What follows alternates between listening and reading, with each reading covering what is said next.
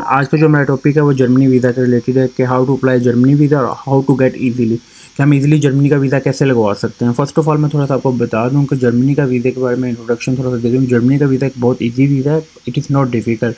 First of all main चीज़ इसमें होती है डॉक्यूमेंटेशन। इसकी डॉक्यूमेंटेशन जो होती है अपने वो मैनुअली डॉक्यूमेंट्स जो है वो आपने जाकर सबमिट करवाने होते हैं जर्मनी के एम्बेसी में, और इसका इंटरव्यू भी आप उर्दू में होता है। इट इज़ कैसा नहीं कि कोई जर्मन लेते हैं, वो पाकिस्तानी ही लेते हैं। अगर आपका जर्मनी का वीज़ा लग जाए तो इट्स मीन आपके रास्ते जो है ओपन हो जाते हैं। उसमें आप शेंजन स्टेट के अंदर एक तो इंटर हो जाता है, देन आपका यूके का वीज़ा भी इजीली लग जाता है, और यूरोप का में तो आप ऑलरेडी इंटर हो गए, देन आपका अमेरिका का भी इजीली हो जाता है। फर्स्ट ऑफ ऑल मैं थोड़ा सा बता दूंगा, if you apply business visa, business वीज़े के लिए क्या होता है कि आपके पास जो है वो कॉन्फ्रेंस का कोई ना कोई इनविटेशन लेटर या होना चाहिए, या टिकट पास होनी है। ट्रेड फेयर विजिटर में क्या होता है, ट्रेड फेयर विजिटर और एग्जीबिटर में दो चीज़ें होती हैं। ट्रेड फेयर विजिटर में क्या होता है कि आप एग्जीबिशन को विजिट करेंगे, और एग्जीबिटर में क्या होता है कि आप एग्जीबिशन में जाकर पार्टिसिपेट कर रहे हैं और आप लोग जिन्हें चीज़ें जो है प्रेजेंट करनी होती है वहाँ पे। और एक विजिट वीज़ा, अगर विजिट वीज़ा आप उस सूरत में अप्लाई करें अगर आपके पास वहाँ पे किसी पर्सनल पर्सन का कोई रिलेटिव का इनविटेशन है, then you will apply visit visa, otherwise you will apply trade fair visitor visa और बिजनेस वीज़ा। इसमें हाउ टू अप्लाई, इसमें क्या क्या, और करंटली मैं आपको बताऊँ कि जर्मनी का जो visa it is very powerful visa. इसका जो स्टिकर वीज़ा है, और ये sticker visa, it is not e visa जो आप लोगों का क्वेश्चन था, और इसका इंटरव्यू होता है एम्बेसी में, और it is very easy, it is not difficult. इसमें क्या क्या चीज़ें होती हैं ये मैं आपको थोड़ा सा बता दूँ, कौन कौन से डॉक्यूमेंट्स रिक्वायर्ड हैं। और इसका ये लाइक ये मोर ये नहीं है कि आप इसका एजेंट्स को जो है वो 4 to 4 लाख पे करें। इट इज़ वेरी इजी और इट इज़ वेरी चीप, जितना कि आप लाइक 1 लाख तक ही, मेरा ख्याल 1 लाख से 150 तक आपका एक्सपेंस आता है। मेक श्योर किया करें चीज़ों को आप खुद करें, इट इज़ वेरी इजी। ऐसे भी अगर आप लोग चीज़ों को खुद करेंगे और एक तो आपको चीज़ें पता लगेंगी। फर्स्ट ऑफ ऑल बस हमेशा आपने जब खुद अप्लाई करना है, फर्स्ट ऑफ ऑल जिस कंट्री में भी आपने करना है, मेक श्योर करनी है एक चीज़ कि अपने उसके रूल्स एंड रेगुलेशन जो है आपने फॉलो करने मस्ट भी। जैसे आपने खुद करना है वैसे ही एजेंट ने करना है। ऐसा नहीं है कि नहीं, अब आप उसके ऊपर थोड़ी वर्किंग करेंगे आपको उसको एजेंट से ज़्यादा नॉलेज होगा। इसमें क्या क्या चीज़ें रिक्वायर्ड होती हैं वो भी मैं आपको बता देता हूँ। इट इज़ वेरी इजी, और मैं आप लोगों को यही कहूँगा, अगर आप लोगों ने यूएसए का वीज़ा लगवाना है और अगर ऑलरेडी 2-3 दफ़ा रिफ्यूज़ हो गया, then you will apply any Schengen state visa.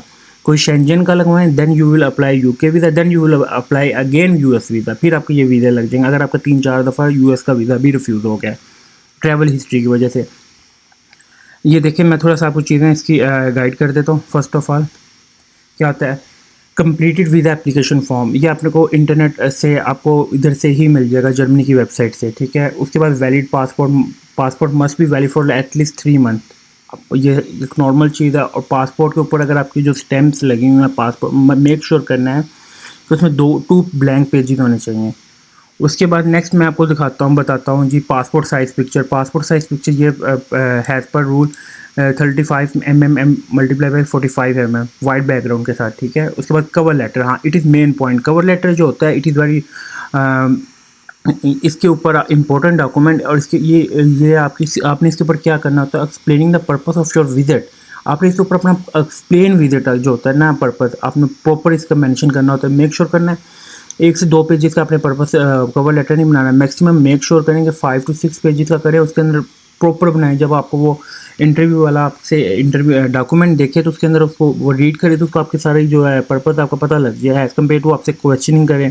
अगर आपका कवर लेटर है, आपका वीज़ा की जो वीज़ा रेशो है वो इंक्रीज़ हो जाती है।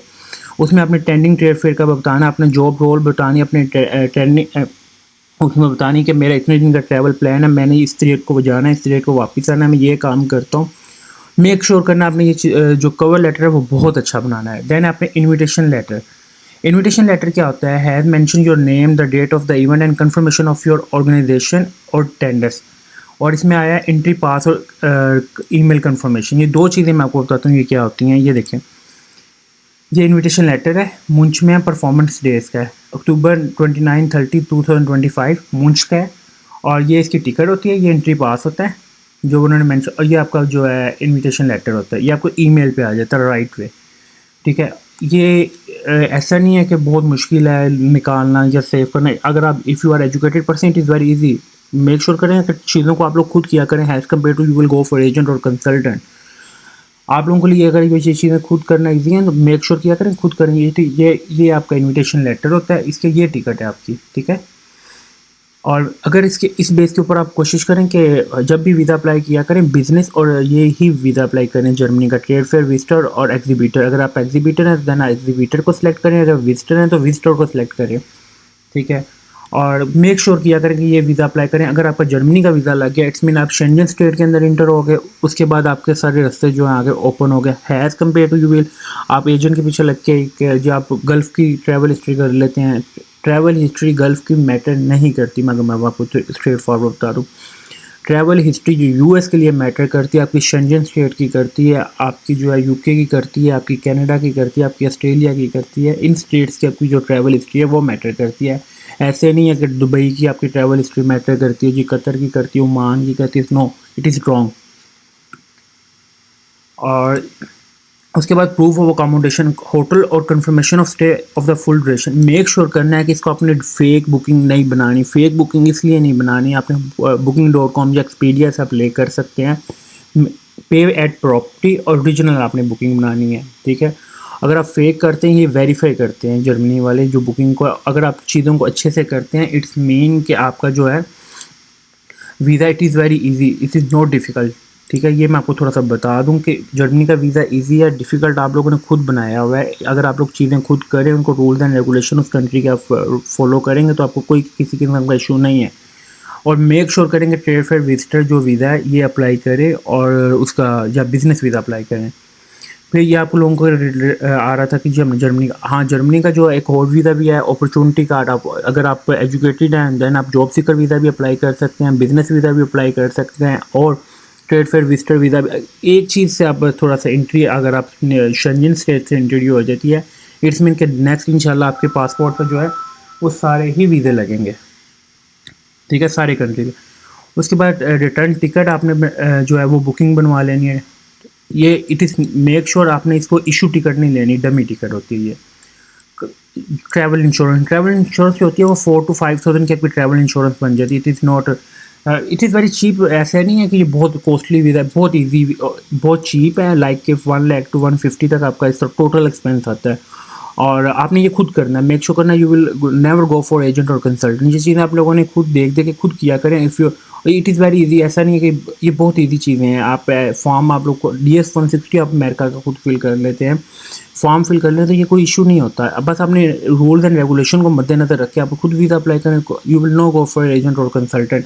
आप लोगों से ज़्यादा किसी को नॉलेज नहीं होगा जिस कंट्री का आप लोगों ने अप्लाई करना होगा। आप उसको सर्च करें, सर्च करके उसके ऊपर वर्किंग करें, देन यू विल अप्लाई, ठीक है। उसके बाद proof of financial, proof of financial में क्या होता है, बैंक स्टेटमेंट रिक्वायर्ड होती है 3 to 6 मंथ की। मेक श्योर करना है कि इसके अंदर आपका क्लोजिंग बैलेंस होना चाहिए और अगर नहीं है तो देन आपने स्पॉन्सरशिप कर ले लेनी है कि अपनी कंपनी से स्पॉन्सर की स्टेटमेंट ले लेनी है और उनसे एक एफिडेविट ले लेना है। अगर आपको वो एफिडेविट भी दे देते हैं और स्पॉन्सरशिप लेटर भी दे देते हैं कंपनी आपकी और बैंक स्टेटमेंट भी दे देते हैं, देन आप अपनी स्टेटमेंट की बजाय अपनी कंपनी की जो है स्टेटमेंट यूज़ कर सकते हैं। देन आपका क्या है, कंपनी डॉक्यूमेंट। हाँ कंपनी अगर आप अगर आप एम्प्लॉयर हैं देन आपने अपने आप को इंट्रोड्यूस करवाना है। कंफर्म पोजीशन आपका क्या है, आप मैनेजर हैं, सेल्स मैनेजर हैं, आप अकाउंट्स में आपने अपने सारा डिटेल्स में इनको मेंशन करना है जो आपका कॉन्ट्रैक्ट लेटर होता है और अपने एम्प्लॉयमेंट लेटर आपने मेक श्योर साथ लेके जाना है। एंड रीज़न फॉर विजिट आपने ये भी मेंशन। और कंपनी, अगर आप कंपनी ऑन करते हैं, अगर आपकी अपनी बिजनेस है देन आपने कंपनी रजिस्ट्रेशन के डॉक्यूमेंट्स लेके जाने, आपके FBR से होंगे, SCCP से होंगे, चैम्बर ऑफ कॉमर्स से होंगे, बिजनेस का लाइसेंस लेके जाना अगर आप खुद बिजनेस कर रहे हैं, ठीक है। It proof of ties to home country. देखिए प्रूफ ऑफ टाइज में क्या होता है, प्रूफ ऑफ एम्प्लॉयमेंट और business ownership.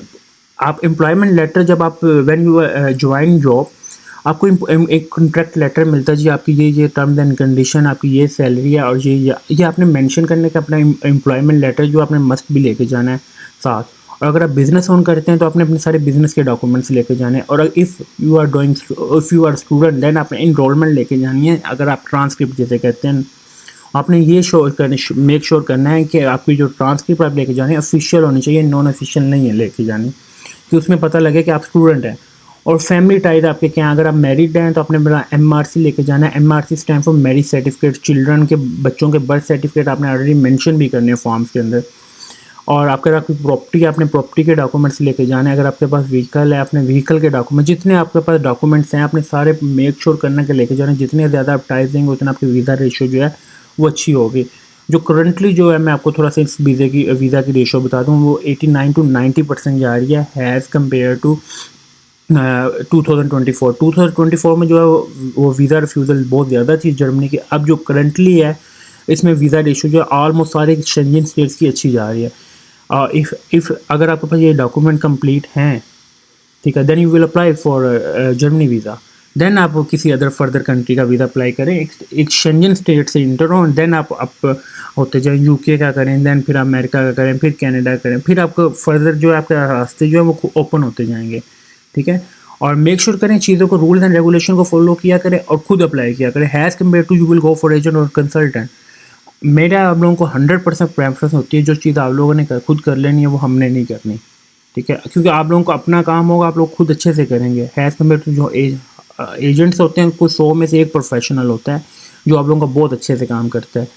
Thank you for watching leadership take YouTube channel को सब्सक्राइब लाजमी करें ताकि आपको मैं डेली बेसिक अपडेट फर्दर जो ट्रैवल्स के रिलेटेड ना वो अपडेट करता रहा करूँ। Thank you.